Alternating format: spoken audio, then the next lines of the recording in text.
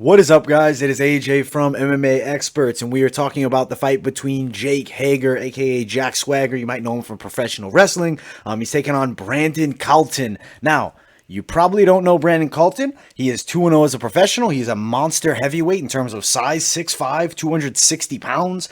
Jake Hager, also 6'5", also 250-ish pounds in most of his fights. Reach advantage, though, does go to Jake Hager. 82-inch reach to 75-inch reach. Let's get into this matchup a bit, because you'll see on paper, you'll say, wow, this guy's 2-0. Brandon Calton, he's undefeated as an amateur. He's on like this solid win streak, including his amateur fights. He is 40 years old. Granted, Jake Hager's not young either. He's 38. I'm going to be honest with you guys. I went and watched some footage of this cat. It's not that he's terrible, Brandon Calton. He's a really tough guy. And I mean, granted, he's a big boy. He'll mess up a lot of people, especially untrained fighters. But as far as it goes, stepping in there with Jake Hager, I mean, the grappling is going to be different. If you look, one of his fights, I believe his opponent the last name was Green.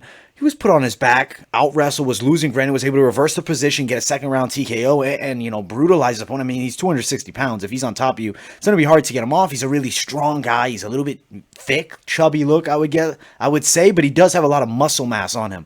But Jake Hager is a very high-level, not only professional wrestler, amateur wrestling skills, legit amateur wrestling skills. And this is going to be a whitewash fight. Don't fall into the trap that this is going to be competitive. It's not. Brandon Calton does not have the striking skill to compete in this matchup, but he seems like a savage guy. I mean, he seems super entertaining to watch on the lower levels. But going in there against Jake Hager, it's going to be too much. Jake, also a Tampa native, got a rep for him, just besides the fact that I think he's going to win the fight, also repping for him, from the same city. It's going to be a good matchup. I think Jake Hager gets him to the ground. I think he ground and pounds him. I think he gets a first-round TKO. I think this is about as one-sided as it gets. I know, Jake Hager's last fight, he wasn't looking that great. Granted, it was a no contest, but prior to that, 2-0. It's a squash match here. I will say this maybe on paper is his toughest matchup, but he's going to beat this guy. 40 years old, doesn't have the level of competitive experience that Jake Hager does, and the wrestling is just going to make a substantial difference. I mean, it's going to be too much. When he grabs the legs, he's going to get Calton on the back. I don't even know if I'm saying his name right. I do apologize. Calton, yeah, I almost said Carlton. Calton, he's going to get Calton on the back, and he's going to TKO him. He may even choke him out. He may get an arm triangle. That's another thing he's known for. But it's going to be one-sided.